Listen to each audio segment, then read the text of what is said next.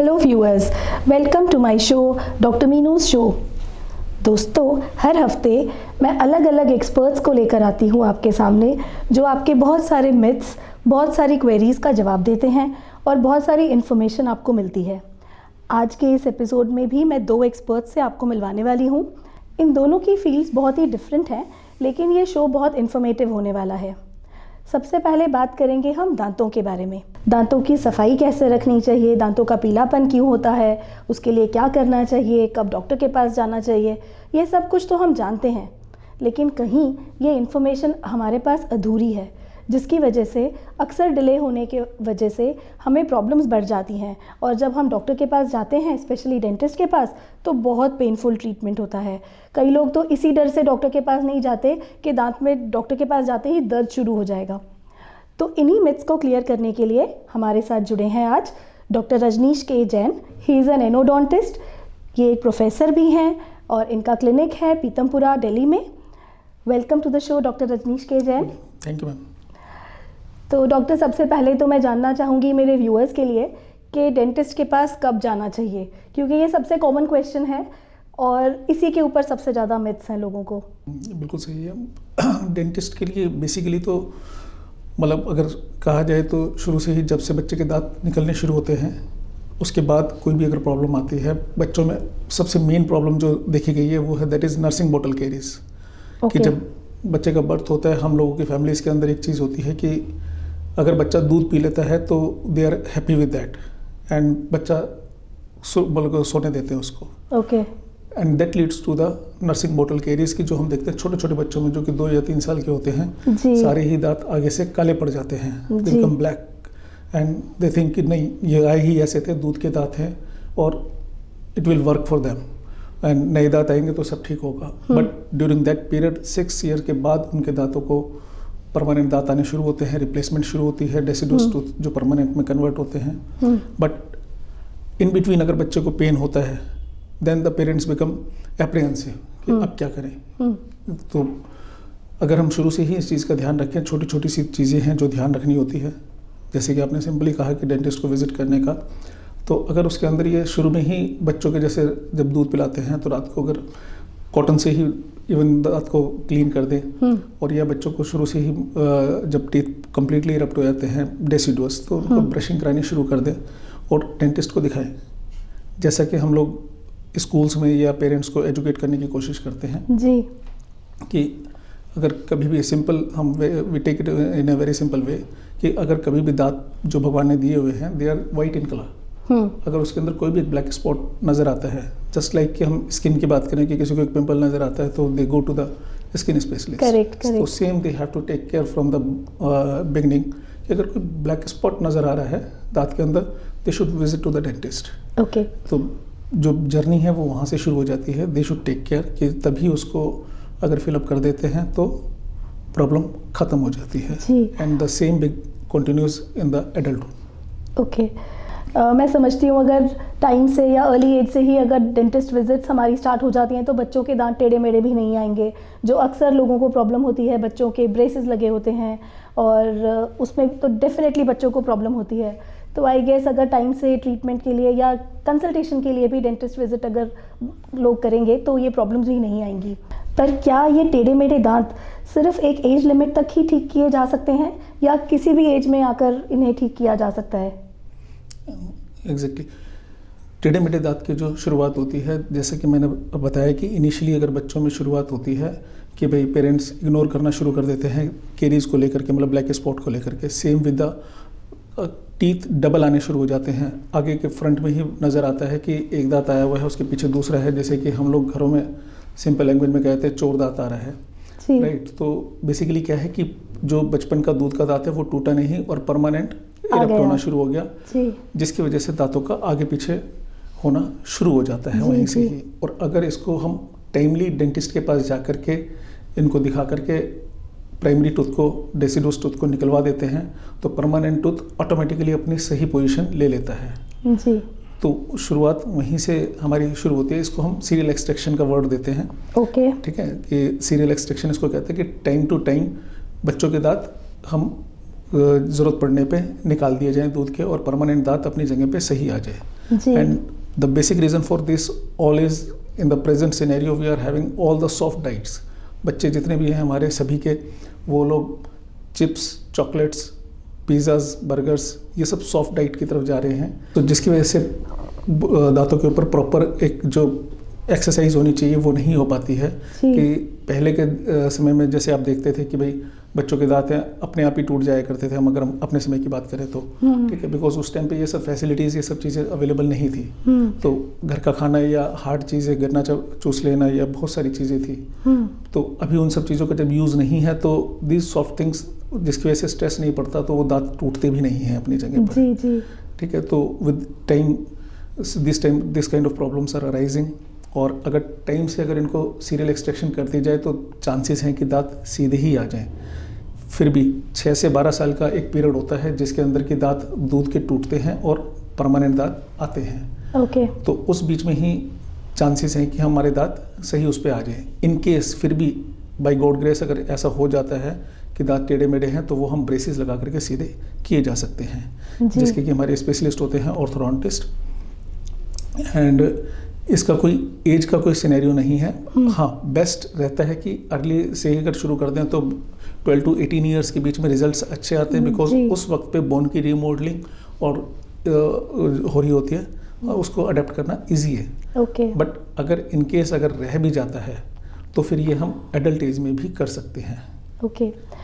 Doctor Rajneesh, आपने बताया कि आजकल सॉफ्ट डाइट्स हैं, जंक फूड है, जिसकी वजह से बच्चों के और इवन बड़ों के बहुत सारे कैविटीज़ और कैरियर्स हो रहे हैं। डेफिनेटली इसके ऊपर वर्क करना आज के सिनेरियो में इतना इजी तो नहीं है। हम बच्चों को हार्ड फूड या फ्रेश फ्रूट दे सकते हैं खाने के लिए, this is one option, but practically ये बहुत वाइबल नहीं है। तो जब ऐसा ही सीन है तो क्या प्रिवेंशन लिए जा सकते हैं या क्या किया जा सकता है कि कैरीज ना हो और डॉक्टर के पास हमारे डेंटल विजिट्स इतने ना हो? Good question. बेसिकली वही चीज़ है कि जो आज की डेट में सब चीज़ें अवेलेबल हैं, जो हम अपने बच्चों को फैसिलिटी दे रहे हैं, उसी के साथ हमें उसकी अमेंडमेंट्स या उसका सॉल्यूशन सोचना होगा। सो जो सबसे ज़्यादा ज़रूरी चीज़ है, जो सबसे पहली चीज़ मैं अपने पेशेंट्स को कहता हूँ कि night brushing is the must. जी। बच्चों के लिए भी और बड़ों के लिए भी। Okay. और बच्चे वही चीज़ सीखते हैं जो हम खुद करते हैं। अगर हम खुद नाइट ब्रशिंग करना शुरू कर देंगे तो बच्चे ऑटोमेटिकली उस चीज़ को सीखते हैं। करेक्ट। ठीक है, तो सबसे पहली चीज़ जो है वो है कि नाइट ब्रशिंग जो होती है वो दांतों के लिए होती है, for the dental care. Okay. और जो मॉर्निंग में हम ब्रशिंग करते हैं that is for over self, because जब हम सुबह उठते हैं तो हमारे लगता है कि यार मुझे स्मेल आ रही है, I am not feeling well, मतलब अच्छा नहीं लग रहा। Correct. तो हमारा मन करता है कि यस कुल्ला करा जाए, ब्रश करा जाए। तो सुबह का जो ब्रश करते हैं वो हम अपने लिए कर रहे हैं, और रात का जो ब्रश करते हैं वो दांतों को मेंटेन करने के लिए कर रहे हैं। सेकेंडली, मोर ओवर, अगर बच्चों को हम ये सब चीज़ें दे ही रहे हैं और बच्चे ले रहे हैं तो उनको इंस्ट्रक्ट हमें ही करना होगा या खुद ही हमें ध्यान रखना होगा कि बच्चे खाने के बाद चॉकलेट दी है, या मैं किसी भी पेरेंट्स मेरे पास आते हैं जैसे कि सर इसको मना कर देना कि चॉकलेट नहीं खानी है, टॉफ़ी नहीं खानी है, फिर ये हो जाएगा। So that is not possible कि हर एक कोई अपने बच्चे को, मतलब जब तक ये सब चीज़ें नहीं दे पाता, आज मान लो मैं कुछ हैप्पी हूँ किसी बात के लिए, तो एक मन करेगा तो वही बच्चों को बाहर लेके जाना है तो वही पिज़्ज़ास, बर्गर्स, एंड अगर गिफ्ट लेके जाना है तो वही चॉकलेट्स, सब हर एक कोई आ रहे हैं हमारे पास, फ्रेंड सर्कल आ रहे हैं। तो उनसे बचने का तरीका यही है कि जब बच्चे खा लें उसके बाद उनको ब्रशिंग कराई जाए। In case every time it is not possible कि भाई पेस्ट के साथ ही करना है, खाली ब्रश भी चला लेते हैं, that is equally good. Okay. ताकि कोई भी चीज़ उस पर चिपकी हुई ना रहे। जी, ये बहुत अच्छा बताया आपने। सबसे पहले तो night brushing is for dental care. Yes, this is something very nice, and morning में it is for ourselves. Yes. तो मैं अपने व्यूअर्स को बताना चाहूँगी, आप डॉक्टर रजनीश के जैन से अगर मिलना चाहते हैं, इनसे बात करना चाहते हैं, तो इनके नंबर्स यहाँ दिए जा रहे हैं। ये रूट कनाल एक्सपर्ट हैं और इनसे इसके बारे में भी अभी बात करते हैं। डॉक्टर रजनीश, रूट कनाल के नाम से आज भी लोग डरते हैं, चाहे बड़े हों या बच्चे हों, तो मैं चाहूँगी इसके बारे में आप मेरे व्यूअर्स को कुछ बताएं, खासकर इस चीज़ का डर दूर करें। बिल्कुल सही है मैम। बेसिकली अगर हम जैसे रूट कैनाल की बात करें, जो कि मेरा स्पेशलाइजेशन है, कि रूट कैनाल ट्रीटमेंट जो है वो एक स्पेशलाइज्ड प्रोसीजर है, जिसके अंदर कि अगर डेंटल ट्रीटमेंट जब भी हो रहा है तो मैं सिर्फ व्यूअर्स को यही कहना चाहूँगा कि इसके बारे में थोड़ी सी नॉलेज जैसे गेन करेंगे, गूगल पे भी सारी चीज़ें अवेलेबल हैं। तो रूट कैनाल ट्रीटमेंट एक स्पेशलाइज्ड प्रोसीजर है जिसके अंदर की एक एंडोडोंटिस्ट का रोल है। जिस तरीके से हमारे बाकी के डॉक्टर्स होते हैं, ENT स्पेशलिस्ट, कार्डियोलॉजिस्ट, न्यूरोलॉजिस्ट, तो उसी तरीके से हमारे डेंटल के अंदर we are having the 6 clinical branches and 3 non clinical branches. And उस क्लिनिकल ब्रांचेस के अंदर जिस तरीके से बच्चों सभी को पता है, इवन डॉक्टर्स को भी, कि भाई ऑर्थोडोंटिस्ट होते हैं, ब्रेसिस के स्पेशलिस्ट हैं जो कि टेढ़े मेढ़े दांत को सीधा करते हैं। उसी तरीके से we are having the different specialization कि जैसे एंडोडोंटिस्ट है वो रूट कैनाल के स्पेशलिस्ट होते हैं, हमारे पीडोडोंटिस्ट हैं जो कि बच्चों के टीथ के स्पेशलिस्ट होते हैं जो कि 12 साल से कम हैं। और इसी तरीके से हमारे जो गम्स हैं उनके स्पेशलिस्ट अलग हैं, पेरियोडोंटिस्ट हैं। जो हमारे उतारने चढ़ाने वाले दांत हैं उनके बनाने के लिए जो स्पेशलिस्ट होते हैं वो प्रोस्थोडोंटिस्ट होते हैं जी। तो we are having the different clinical branches. अगर वो सही डॉक्टर को चूज़ करें, मतलब कि सही स्पेशलिस्ट के पास जाएंगे तो चांसेस हैं कि उनका ट्रीटमेंट बेहतर होगा और पेनलेस होगा जी। ठीक है, मैं उसको कॉन्ट्राडिक्ट नहीं कर रहा कि कोई जनरल डेंटिस्ट सारे काम नहीं, मतलब जैसे MBBS होता है, एवरीबडी गोज फॉर दिस, मतलब हर तरह की मेडिसिन दे रहे हैं, बट जब केस कॉम्प्लिकेटेड होता है तो they refer to the cardiologist और some specialist, right. Same is in the field of dentistry also कि एक ग्रेजुएट को, डेंटिस्ट को सभी प्रोसीजर्स करने अलाउड है, बट जब अगर ऐसा लगे कि केस थोड़ा सा डिफरेंट है तो वो स्पेशलिस्ट को रेफर कर दें। तो डॉक्टर रजनीश, आपने बताया कि एक्सपर्ट से, जैसे आपसे अगर हम रूट कैनाल कराते हैं तो it is a painless treatment, but फिर भी जो मन में डर होता है वो तो एकदम से नहीं चला जाता। तो मैं चाहूँगी आप मेरे व्यूअर्स को कुछ ऐसा बताएं जिससे कि रूट कैनाल तक बात पहुँचे ही ना, और how to prevent it. Exactly ma'am, जो आपने सबसे पहला क्वेश्चन पूछा था ये उससे से रिलेटेड है कि डेंटिस्ट को कब विजिट करना चाहिए।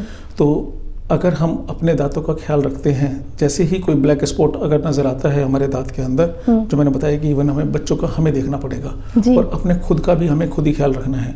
तो जब भी हमें ऐसा लगना शुरू हो, पहला एक कोई ब्लैक स्पॉट अगर नज़र आ रहा है तो हमें पता चल जाता है, दूसरा हम उसको भी इग्नोर कर जाते हैं, उसके बाद हमारे दांतों में खाना फंसना शुरू हो जाता है। जिसके कि हम रूटीन में, बिजी लाइफ में, we are not having the time for the dentist or to go there because we are not having the pain, तो हम उसको टूथपिक से निकालना और ये सब करना शुरू कर देते हैं कि मेंटेन अभी तो काम चल रहा है। और छुटपुट अगर बॉडी उसको इंडिकेट भी करती है तो हम एक कोई भी पेन किलर बाजार से खरीद लाते हैं केमिस्ट से और उसको खाना शुरू कर देते हैं। When we reach to the dentist, it has reached to the level of nerves, so we have to go for the root canal treatment। Root canal treatment से अगर बचना है तो रात को अगर ब्रश करते हैं, जैसे ही दांत में खाना फंसना शुरू होता है या कोई ब्लैक स्पॉट नज़र आ रहा है तो तुरंत अपने डेंटिस्ट को विजिट करें जी। और तभी अगर उसकी फिलिंग करा लेते हैं, हमारे दांत के अंदर 3 लेयर होती हैं, इनेमल, डेंटिन और पल्प। तो भगवान ने हमें, गॉड ने हमें पूरा टाइम दिया होता है। It takes around 18 to 24 months from caries to develop from to go from enamel to pulp। तो पहले इनेमल में होगा, फिर उसके बाद वो डेंटिन में पहुंचता है, दूसरी लेयर में, जहां हमें सेंसिटिविटी शुरू हो जाती है। करेक्ट। ठंडा गर्म लगना या खाना का फंसना या मीठा लगना। अगर हम उसी स्टेज पे डेंटिस्ट को दिखा देते हैं तो वो फीलिंग से ही दांत बच जाता है, तो हमें रूट कैनाल पे पहुंचने की जरूरत ही नहीं है। But in the busy life like Delhi, सब किसी के पास समय नहीं है, तो जब अलार्म बजता है तभी भागते हैं, अलार्म बजने के बाद ही भागते हैं। That is the most common reason for the root canal treatment. क्योंकि जब मेरे पास भी पेशेंट रहते हैं तो कहते हैं डॉक्टर साहब आप हमेशा रूट कैनाल ही क्यों बताते हैं जी। तो पेशेंट पहुंचता ही नहीं है, और जबकि हम उसको काफ़ी एजुकेट करने की कोशिश करते हैं कि आप एक दांत में रूट कैनाल हो रहा है तो, बट डेंटिस्ट जब चेकअप करता है तो बाकी भी बताता है कि आपको इनमें फीलिंग्स की ज़रूरत है, तो आप इसकी टेक केयर कर लीजिए। बट एज यूजुअल उन्हें शायद ये लगता है कि पेशेंट को कि भाई डेंटिस्ट अपने फ़ायदे के लिए बोल रहे हैं जी। और अगर वो तभी उनका थोड़ा सा ध्यान रखें, क्योंकि all the things they are visible in their mouth, in the mirror, they can see it, they can go to the dentist, get it cleaned up, no need of root canal. Okay. तो viewers ध्यान रखिए, जब आपके दांतों में sensitivity हो, खाना फंसना शुरू हो या कहीं ब्लैक स्पॉट नज़र आए तो डेंटिस्ट विजिट इज़ इम्पॉर्टेंट। मैं समझती हूँ बहुत सारे मिथ्स डॉक्टर रजनीश ने हमारे क्लियर किए होंगे।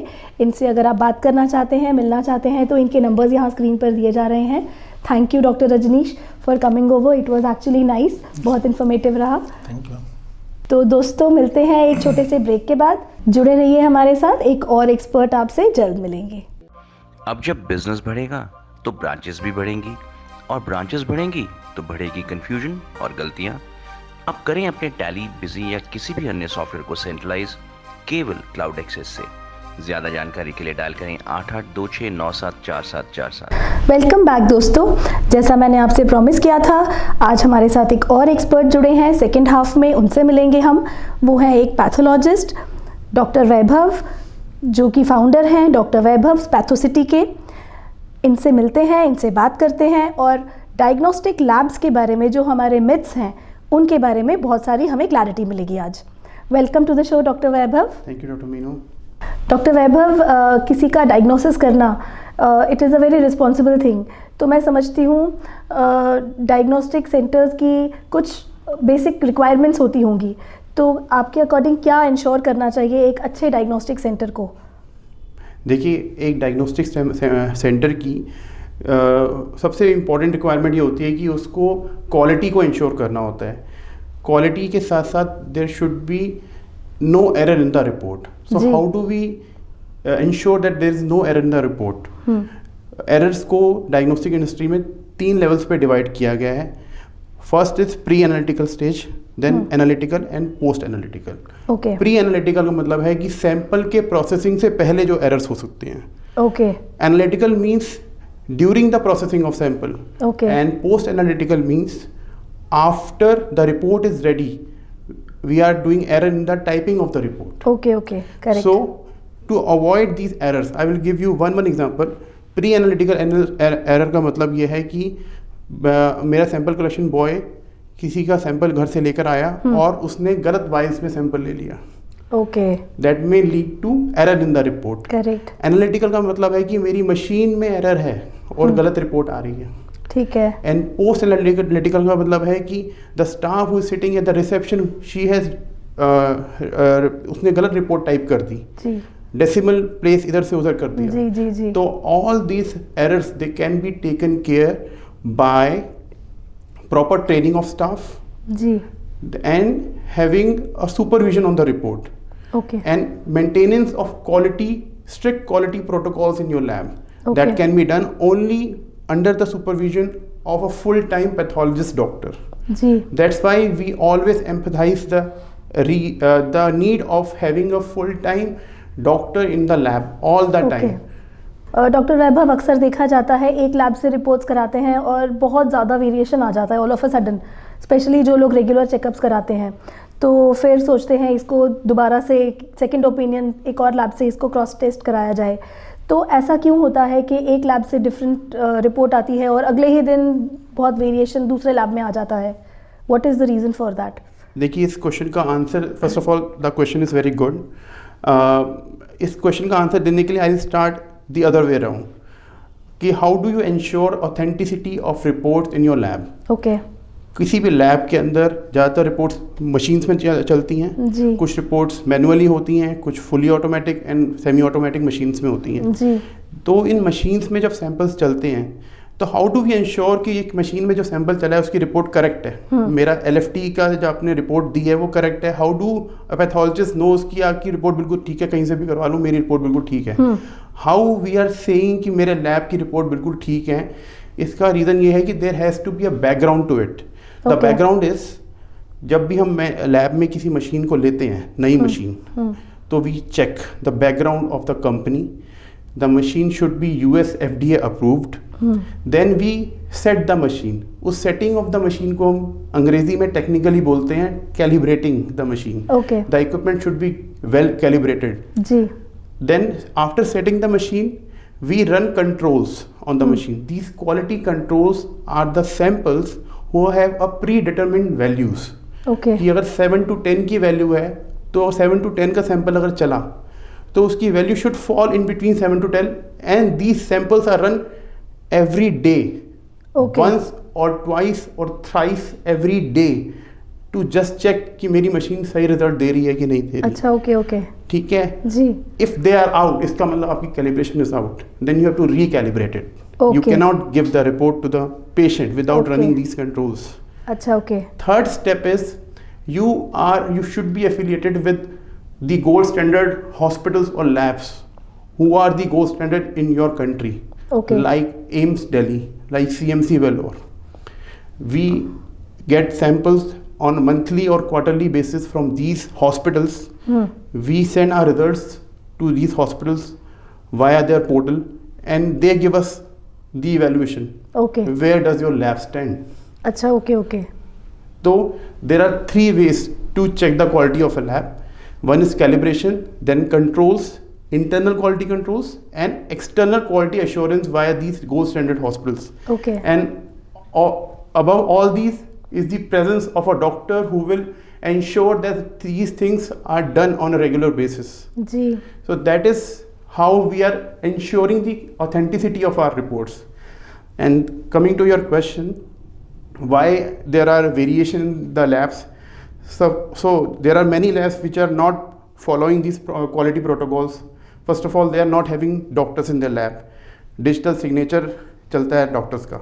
Okay. कहीं से भी डिजिटल सिग्नेचर ले लिया, डॉक्टर वैभव का उठा के डाल दिया. Okay okay. ठीक है, आपके पास कंट्रोल्स है ही नहीं, क्योंकि सबसे महंगे क्या होते हैं? डॉक्टर्स होता है, सेकंड नंबर पे कंट्रोल होता है, थर्ड नंबर पे कैलिब्रेटर होता है, फोर्थ नंबर पे आपकी गोल्ड स्टैंडर्ड से एफिलिएशन होता है. All these are costly things. Remove these from your lab. आपके रिजल्ट भी कभी ठीक नहीं आएंगे जी. और ना ही आपका रिजल्ट कभी किसी और लैब से मैच करेगा. सबके अलग अलग होंगे. और fifth thing that all of us have heard that many labs they are not running the samples, they are just throwing the samples. जी. इसलिए आप रेडिकुलसली डिस्काउंटेड रेट पे कई बार सुनते हैं एडवर्टीजमेंट. काफ़ी डिफरेंस होता है कई बार. वही टेस्ट अलग अलग लैब्स के. आजकल Yes. तो एड्स इतनी आ रही हैं. यस, जी. Don't keep a doctor in your lab, you will save a lot. जी जी. ओके. डॉक्टर वैभव, एक चीज़ देखी गई है आजकल होम कलेक्शन का, स्पेशली कोविड एरा में ना कंफर्ट जोन से कोई बाहर नहीं निकलना चाहता, तो होम कलेक्शन का एक बहुत अच्छा ट्रेंड चल रहा है. होम कलेक्शन के अंदर बहुत ज़्यादा कंपटीशन भी है. इसके बारे में आप कुछ मेरे व्यूअर्स को बताइए. देखिए, होम कलेक्शन का जो पर्सपेक्टिव है, द फ्लेबॉटमिस्ट, होम कलेक्शन जो स्टाफ होता है उसको हम फ्लेबॉटमिस्ट बोलते हैं. Okay. That phlebotomist should be trained, it should at least he should be diploma in medical lab technician technology. Okay. He should be diploma DMLT at least, Okay. So that he knows कि हमारे हाथ में कहाँ कहाँ पर veins है, the anatomy of veins, कहाँ कहाँ पर वेन्स है, कहाँ कहाँ पर सैंपल लेना है, सैंपल लेने के वक्त प्रिकॉशंस क्या क्या लेनी है. जी. एक मेरे को 2 व्हीलर चलाने वाला लड़का एक होम कलेक्शन गाय नहीं चाहिए. He should be a technically trained person. जी जी जी. First of all, so all the phlebos who are running in my lab, I have got more than 4 phlebos.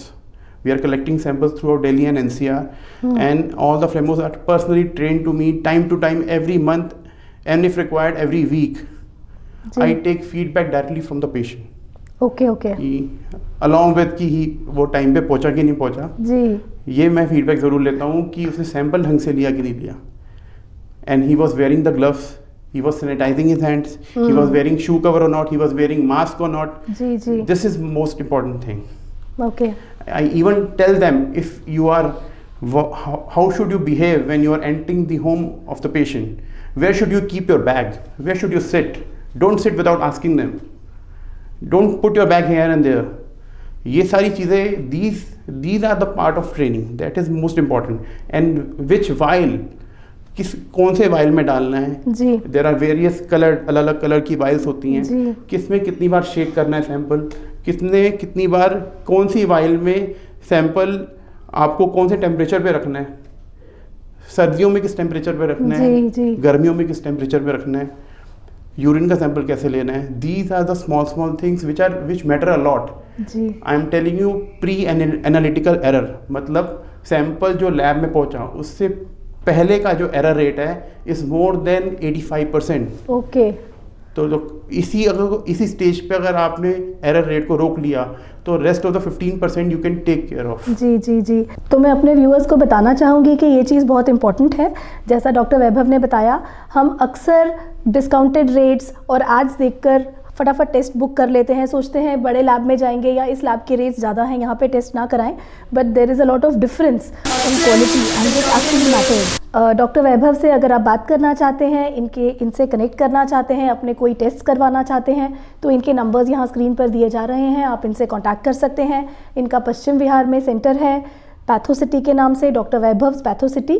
तो डॉक्टर वैभव, मैं चाहूँगी आप मेरे व्यूअर्स को बताएं how important it is to get yourself checked, और कब किसको चेक कराना चाहिए, और रेगुलर चेकअप के ड्यूरेशन क्या होनी चाहिए किस एज ग्रुप में? देखिए, रेगुलर हेल्थ चेकअप की duration, it is a very subjective question. Suppose I am a diabetic person, तो I should get my HbA1c repeatedly checked every 3 months. जी। Suppose my first health checkup is normal and I am less than 30 years of age, I should get it done every yearly. Okay. इतना frequently कराने का कोई फ़ायदा नहीं है। Suppose I have my few parameters are deranged. मेरे कुछ parameters abnormal हैं जी, मेरे SGOT, SGBT, या फिर मेरा लिपिड प्रोफाइल डेरेंज्ड है, या मेरा थोड़ा बहुत बॉर्डर लाइन शुगर बढ़ा हुआ है, तो मुझे एवरी 6 मंथली उनको मॉनिटर कराना चाहिए। ओके। तो मतलब ये डिपेंड करता है कि आपको प्रॉब्लम क्या है। जनरलाइज देखें, अगर मैं आप बिल्कुल नॉर्मल हूँ तो मुझे एवरी ईयरली हेल्थ चेकअप करवाना चाहिए। ओके। ठीक है, at least once a year full body checkup which includes your all, जो आपके सारे टेस्ट इंक्लूड करता है। विटामिन्स को भी कराना चाहिए रेगुलरली चेक, क्योंकि हमारी इंडिया की पॉपुलेशन विटामिन्स में बहुत डेफिशिएंट होती है। वेजिटेरियंस में विटामिन B12 की डेफिशिएंसी दिखी गई है, and more than 80% of Indians वो विटामिन D में भी डेफिशिएंट होते हैं। तो आपको अपना liver, kidney, lipid profile, CBC के अलावा अपने विटामिन्स भी चेक करवाने चाहिए। डॉक्टर वैभव, कुछ नाम आजकल बड़े प्रोमिनेंट हो चुके हैं डायग्नोस्टिक सेंटर्स में, और आजकल तो इट इज़ लाइक नामों का ही टाइम है, तो definitely people want to go there only. और आपकी बातों से अभी मैंने जो गैदर किया कि हर लैब में एक पैथोलॉजिस्ट का ऑल टाइम प्रेजेंट होना बहुत इम्पोर्टेंट है, तो इसके बारे में आप क्या कहना चाहेंगे? डॉक्टर बीनू, ये इसी मुद्दे को लेकर ही हमने अपना सेंटर स्टार्ट किया था 4 years बैक। हम लोगों का मोटो ही ये है, quality with compassion and doctors driven diagnostic. जी। हमारा सेंटर जो है उसमें पैथोलॉजिस्ट राउंड द क्लॉक जितना भी हमारा टाइमिंग है अवेलेबल होता है। ओके। एंड जो जितनी भी इन्वेस्टिगेशन होती हैं वो सारी पैथोलॉजिस्ट की गाइडेंस में होती हैं। जो भी आपकी रिजल्ट्स हैं उनको वेरीफाई हम माइक्रोस्कोपिकली करते हैं, चाहे आपका लो हीमोग्लोबिन हो या लो प्लेटलेट काउंट हो, या फिर अगर यूरिन में पसल्स बड़े हों, सारे हम पर्सनली एज पैथोलॉजिस्ट देखते हैं। Okay. हम कुछ भी टेक्नीशियन के बेस पे नहीं निकालते हैं report.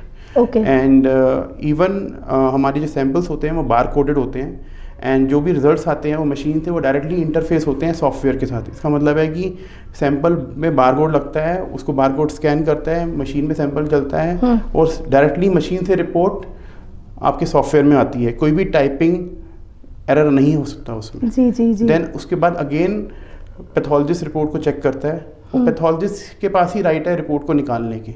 No one else in my lab has the right to approve a report.